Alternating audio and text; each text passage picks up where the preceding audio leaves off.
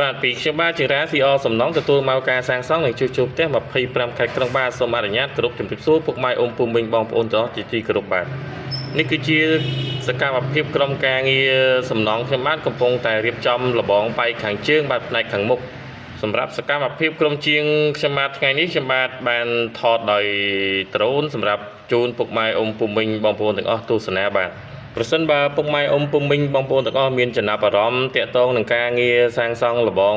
ដីបាទលបងផ្ទះតូចធំក្តីឬមួយក៏សាងសង់ផ្ទះជួសជុលផ្ទះ25ខែក្រុងបាទអាចតាក់ទងមកខាងខ្ញុំបាទបានជារាស៊ីអសំណងទទួលមកការសាងសង់និងជួសជុលផ្ទះ25ខែក្រុងបាទ